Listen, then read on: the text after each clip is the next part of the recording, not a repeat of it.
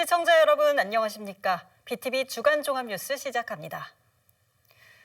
인천발 KTX가 추진되면서 앞으로는 인천에서도 KTX를 타고 부산까지 갈 수 있는데요. 언제부터 KTX를 탈 수 있느냐가 관건입니다. 당초 내년에 개통할 예정이었지만 개통 시기가 늦춰질 수 있다는 우려가 나왔기 때문인데요. 건설 현장을 찾은 국토부 장관은 적기 개통을 위해 속도를 내겠다는 뜻을 밝혔습니다. 이정윤 기자의 보도입니다. 지난 2020년 12월 첫 삽을 뜬 인천발 KTX. 수임 분당선 송도역을 기점으로 안산 초지역과 화성 어천역을 거쳐 경부고속철도를 잇게 됩니다. 인천에서도 KTX를 탈 수 있는 시대가 열리는데 목포까지 2시간 10분, 부산까지 2시간 30분 만에 갈 수 있습니다. 인천 송도에서 KTX 열차가 출발할 수 있도록 하여 인천, 안산, 화성 지역 주민들에게 보다 편리한 고속철도 서비스를 제공하고 현재의 송도, 초지 어천역을 증축하여 KTX 이용이 가능하도록 건설할 예정입니다. 문제는 개통 시기입니다. 당초 개통 시기는 2025년. 하지만 신규 고속열차 납품이 지연돼 개통 시기가 2년 더 늦춰질 거란 전망이 나오면서 논란이 일었습니다. 개통 지연에 대한 우려가 여전한 가운데 박상우 국토교통부 장관이 건설 현장을 찾았습니다. 박 장관은 직접 추진 상황을 점검하며 공정관리에 만전을 기해달라고 당부했습니다. 특히 인천을 비롯해 안산, 화성 등 수도권 서남부 지역 주민들이 KTX 개통을 갈망하고 있다며 최고 수준의 공정관리와 신속한 장비 투입을 주문했습니다. 공사 초기부터 용지 보상 등으로 사업이 지연된 인천발 KTX. 국토부는 지역 주민들이 최대한 빨리 KTX 서비스를 이용할 수 있도록 노력하겠다고 밝혔는데 적기 개통이 가능할지 관심이 쏠리고 있습니다. BTV 뉴스 이정유입니다. 정부는 유치원과 어린이집을 통합 운영하는 유보 통합을 추진하고 있는데요. 당장 9월부터 시범 모델인 영유학교 운영을 시작한다는 구상입니다. 인천에서도 어린이집과 유치원 총 8곳을 영유학교 시범 모델로 선정할 계획인데요. 하지만 현장에선 졸속 추진이라며 사업 철회를 요구하는 목소리가 높습니다. 보도에 김지영 기자입니다. 어린이집과 유치원을 통합 운영하는 유보통합. 지난달 유보통합 실행 계획을 발표한 교육부는 올 하반기부터 영유아학교 시범 도입을 시작한다는 구상입니다. 영유아학교에 투입되는 예산은 총 120억 원. 인천에선 유치원과 어린이집 각 4곳씩 총 8곳의 시범학교를 지정한다는 계획입니다. 하지만 현장에선 사업 철회를 요구하는 목소리가 커지고 있습니다. 제대로 된 통합 모델도 없이 시범학교부터 운영하는 건 졸속 추진이란 겁니다. 모든 유치원에 승리의 통합도 시작부터 아주 가관입니다. 발표하다는 통합 모델 아직도 발표 못하고 하반기에 발표한다고 합니다. 아니 어떻게 통합 모델을 개발하지도 않고 시범학교를 선정합니까? 교사들의 불만도 터져나왔습니다. 인천의 한 공립유치원 교사는 교육부가 교사 처우개선은 외면한 채 유보통합에만 속도를 내고 있다고 지적했습니다. 방과후 과정 강사님과 3칸짜리 책상 서랍장까지 나눠 쓰고 있는 상황입니다. 유보통합 시범사업 예산 철회하시고 제발 그 돈으로 유치원 교사 근무환경 개선부터 시작해 주시기 바랍니다. 또 다른 유치원 교사는 영유아학교에서 하루 12시간 돌봄을 보장하겠다는 교육부 계획에 대해 명백한 아동학대라는 비판을 쏟아냈습니다. 태어나서 인생 겨우 5년밖에 안 산 어린아이들을 이른 아침부터 늦은 저녁 시간까지 12시간을 유치원 안에서 하루 종일 지내라고 합니다. 저는 이것이 아동학대라고 생각합니다. 시교육청은 일단 교육부 지침대로 오는 29일까지 영유아학교 시범학교를 모집한다는 구상입니다. 이에 대해 전교조 측은 이번 주까지 영유아학교 시범학교 전면 철회를 촉구하는 1인 시위를 이어간다는 계획입니다. BTV 뉴스 김지영입니다. 인천 지역 아파트 미분양 물량이 10년 만에 다시 5천 세대에 육박했습니다. 하반기에 18,000세대가 또 공급될 예정인데 미분양 물량이 크게 늘어날 가능성이 있습니다. LG 헬로비전 이관성 기자가 보도합니다.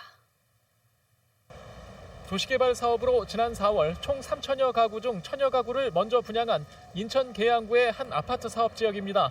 가까운 곳에 인천 지하철 정거장이 있고 정부가 GTX-D와 E 노선안 추진 계획까지 밝혀 역세권 영향을 받았지만 미분양을 피하지 못했습니다.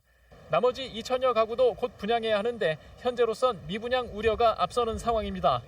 인천에는 지난 5월 말 기준 4,900여 가구의 미분양 물량이 쌓였습니다.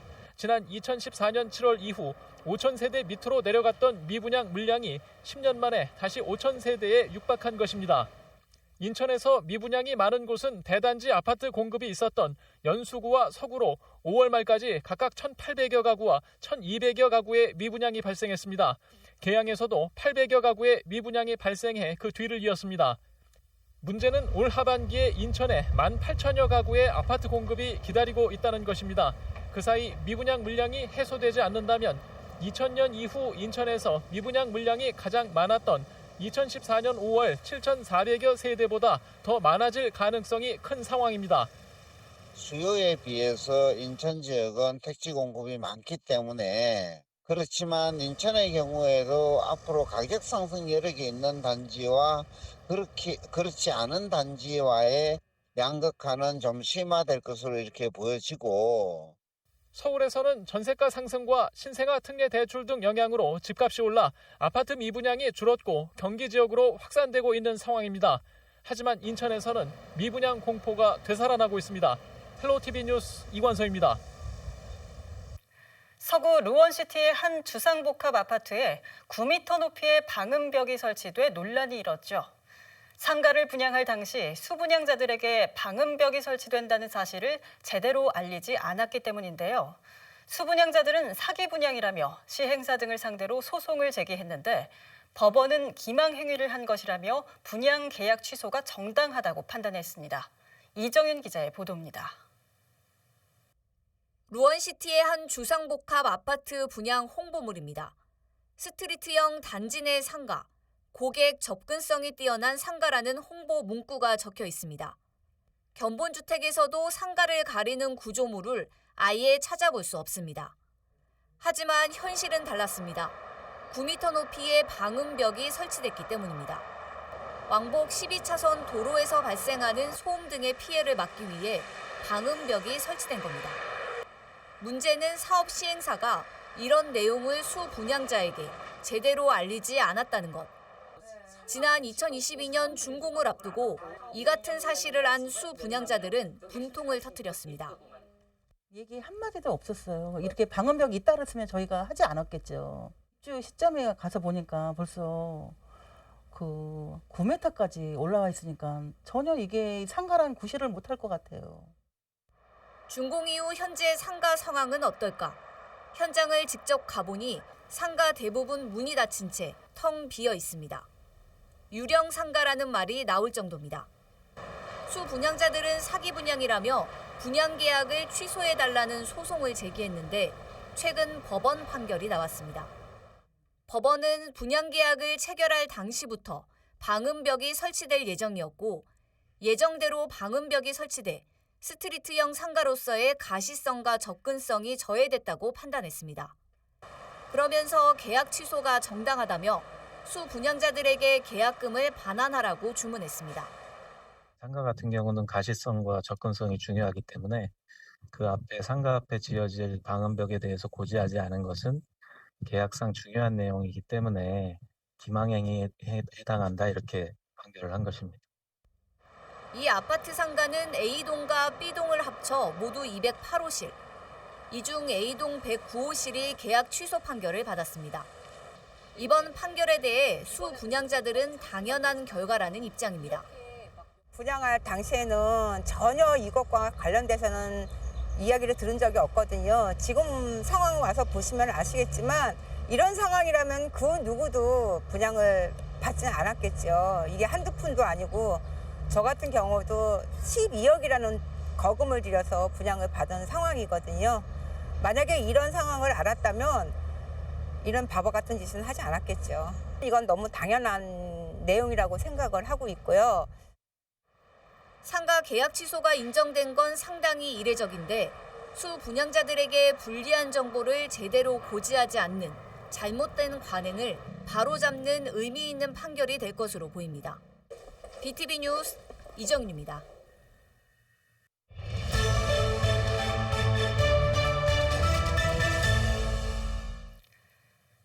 세계와 연결하는 우리나라의 관문, 바로 인천공항이죠.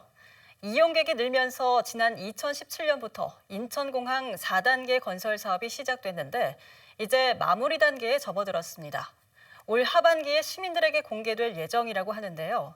공사가 마무리되면 축구장 200개 규모를 갖춘 세계 3위 공항으로 도약하게 됩니다. 먼저 4단계 사업 현장을 김지영 기자가 둘러봤습니다. 인천공항 출국장 천장에 설치된 조형물이 천천히 움직입니다. 고래 등 멸종동물을 형상화한 작품으로 인공지능 알고리즘에 따라 나타납니다. 비행기 탑승 전 여행객들이 쉴 수 있는 야외 정원과 스마트 체크인 등 생체 인증을 기반으로 한 출국 시스템도 갖췄습니다. 지난 2017년부터 진행해온 인천공항 4단계 공사가 마무리 단계에 접어들었습니다. 4단계 사업의 핵심은 제2터미널의 양쪽 날개 부분을 확장하는 겁니다. 지난 2021년엔 제4활주로 운영도 시작했습니다. 투입된 사업비는 4조 8천억 원으로 현재 공정률 96%를 보이고 있습니다. 계속적으로 증가하는 항공수요에 대응하기 위해서 준비해온 확장 사업입니다. 한 축구장 50개 정도 규모의 한 38만 4천 제곱미터의 규모고요. 이 외에 이제 활주로가 있고 그리고 또 항공산업을 지원하기 위해서 이제 첨단 복합 항공단지하고 항공기 정비 시설 이런 것들이 같이 계획되어 있습니다. 그래서 전체적으로는 축구장 한 200개 정도의 터미널 시설입니다. 터미널 규모가 커진 만큼 비행기 운항수는 기존보다 10만 회, 화물 용량도 130만 톤 증가할 걸로 예상됩니다. 또 수용 여객 수도 기존 7,700만 명에서 약 37% 늘어나 연간 여객 수 1억 명 시대를 맞게 됩니다. 지난 1992년 부지 조성 공사를 시작한 인천공항. 2001년 제1터미널 운영을 시작한 이후 2007년엔 사업 2단계인 제3활주로를 건설했습니다. 이후 2018년부터는 3단계 사업에 맞춰 제2터미널을 조성했습니다. 이번 4단계 공사로 터미널 2개와 활주로 4개 규모를 갖춘 인천공항. 오는 10월 공사가 마무리되면 향후 두바이와 이스탄불에 이은 세계 3위 공항으로 도약한다는 구상입니다. BTV 뉴스 김지영입니다. 보신 것처럼 인천국제공항은 4단계 개장을 앞두고 있습니다. 시설이 확대되면 연간 국제 여객 1억 명 시대를 열게 되는데요. 문제는 인력입니다. 인천공항 노조는 4단계 개장을 위해선 1,300명이 더 필요하다고 추산했는데요. 현재까지 인력 충원 계획이 없다며 경고 파업에 돌입했습니다. 이정윤 기자의 보도입니다. 여름 휴가철을 맞아 성수기를 맞은 인천국제공항. 하지만 공항 자회사 근로자들은 일터가 아닌 거리로 나왔습니다. 인력 충원을 촉구하며 경고 파업에 돌입한 겁니다. 인력 조직이 없으면 공사 규탄한다!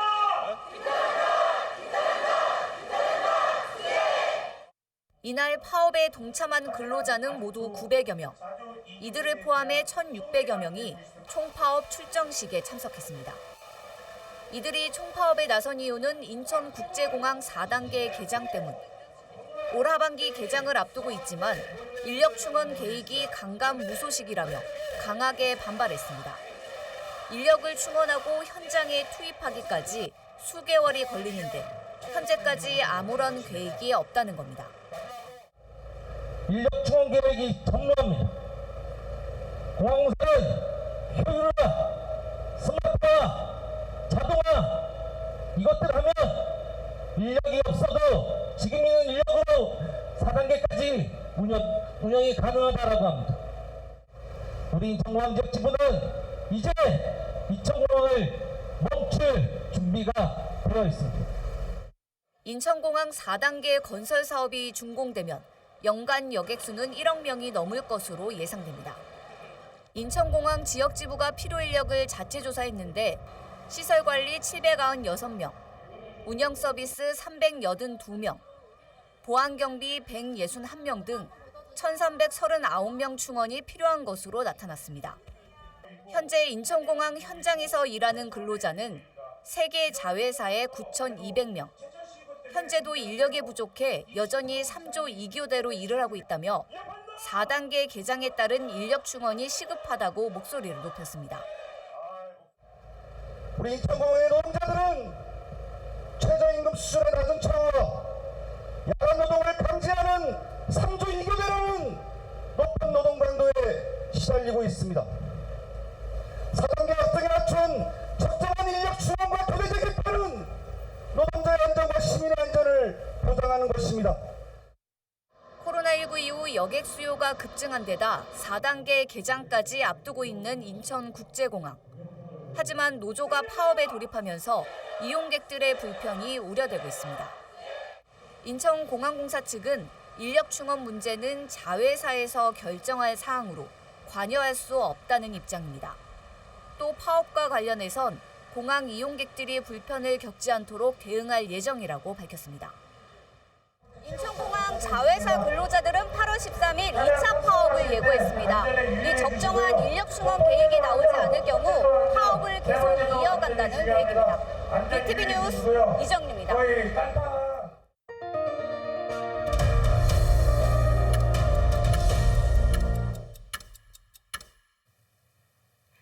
요즘 급성 호흡기 감염병인 백일해가 빠르게 퍼지고 있습니다.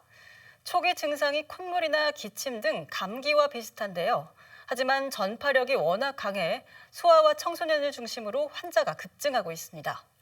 인천에서도 현재까지 1,900명이 넘는 환자가 발생했는데요. 손 씻기 등 개인 위생을 철저히 하고 미리 백신 접종을 하는 게 중요합니다. 구혜희 기자가 보도합니다. 인천 서구의 한 소아과. 진료를 보기 위해 아이와 부모들이 쉴 새 없이 들어옵니다. 링거를 맞으며 치료를 받는 어린이들도 많습니다.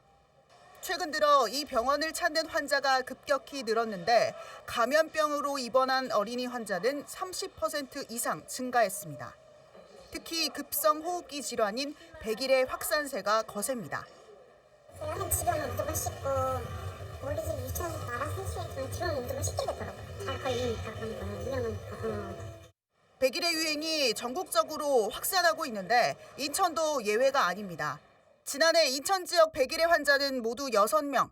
그런데 올해는 7월 현재 1,900명이 넘어 전국에서도 경기와 경남에 이어 세 번째로 높습니다. 지자체별로 보면 서구 지역 환자가 531명으로 가장 많고 부평구와 미추홀구가 그 뒤를 이었습니다. 백일에는 제2급 호흡기 감염병으로 콧물이나 기침 등 초기 증상이 감기와 비슷합니다. 그냥 지나치기 쉽지만 방치했다간 폐렴 등으로 악화할 수도 있습니다. 백일의 예방을 위해선 손 씻기 등 개인 위생을 철저히 해야 하며 무엇보다 예방 접종이 중요합니다. 매 10년마다 추가 접종하는 것을 권고드립니다. 아울러 만성 폐질환 등 고위험군, 영아 돌봄 종사자, 65세 이상 성인, 임신부 3기도 백일의 백신 접종을 권고드립니다. 질병관리청은 호흡기 증상이 발생할 경우 등교를 자제하고 반드시 치료를 받아달라고 당부했습니다. BTV 뉴스 구혜입니다. 도시 계획 단계부터 공원 녹지를 조성하는 신도시와 달리 주택가가 밀집한 원도심 지역은 주민들이 쉴 수 있는 공간이 많지가 않죠. 남동구가 원도심 내 자투리 공간을 활용해 주민들을 위한 녹지 시설을 조성하고 있는데요. 달라진 동네 분위기에 주민들의 만족도도 높다고 합니다. 보도에 김지영 기자입니다. 1호선 간성역 인근 이면도로. 철길 울타리를 따라 차량이 줄지어 서 있습니다. 도로 옆엔 무단 경작물들이 즐비합니다. 방치됐던 철길 옆 공간에 보행로가 설치됐습니다. 이 공간은 국가철도공단이 소유한 유휴부지로 남동구가 부지 사용 협의를 얻어 주민 산책로로 조성한 겁니다. 곳곳엔 잠시 쉬어갈 수 있는 벤치와 야관, 경관 조명도 설치됐습니다. 옛날에 좀 우범이라 그럴까 이렇게 사람들이 안 다녔는데 지금은 좋아졌어요. 밤에 보면 야경이 너무 멋있어요. 그리고 안전한 거리가 됐어요. 신도시에 비해 공원 등 녹지 시설이 부족한 원도심 지역. 남동구는 민선 8기 공약 사업으로 원도심 지역 내 소규모 정원 조성 사업을 추진해왔습니다. 그 결과 지난 2022년부터 현재까지 지역 내 48곳에 새 녹지 공간이 탄생했습니다. 토지 매입비를 줄이기 위해 국공유지 자투리 공간을 활용하거나 사유지엔 움직이는 이동형 정원을 설치했습니다. 단기간에 끝나는 게 아니라 계속해서 이제 발굴하고 사유지 내 빌라나 빌라 사이에 이런 녹지 공간이 필요한 곳을 찾아가지고 주민들이 원하면 신청하는 곳이 있으면 저희가 언제든지 녹지 공간을 제공해 드릴 예정입니다. 간석동의 또 다른 골목길. 과거 노상주차장으로 쓰이던 공간이 주민들을 위한 작은 쉼터로 변했습니다. 칙칙했던 도로에 밝은 색을 칠하고 나무 데크 위에 테이블과 의자도 설치했습니다. 삭막했던 골목길에 사람들이 모이자 동네 분위기도 전보다 훨씬 밝아졌습니다. 저녁 때 되면 한 5시, 6시 되면 이렇게 삼삼오오 모여가지고 차 마시고 이야기하고 반려견들 데리고 나와서 이야기도 하고 그런 것 같아서 좋은 것 같아요. 과거에 골목에 있는 평상은 주민들의 소통의 장이었고 정을 나누는 공간이었거든요. 작은 공원, 작은 평상을 놓고 그 평상 위에서 주민들이 소통을 하고 정을 나누는 그런 예전에 골목 문화를 좀 만들어 나가는 게 어떻게 보면 이것도 주민들을 위한 복지가 아닐까. 주차난과 쓰레기 무단 투기로 몸살을 앓던 원도심 골목길. 자투리 땅을 활용한 녹지 공간 조성으로 더욱 활기를 띠고 있습니다. BTV 뉴스 김지영입니다. 이번 주 준비한 소식은 여기까지입니다. 이상으로 BTV 주간 종합 뉴스를 마칩니다. 편안한 주말 보내시길 바랍니다.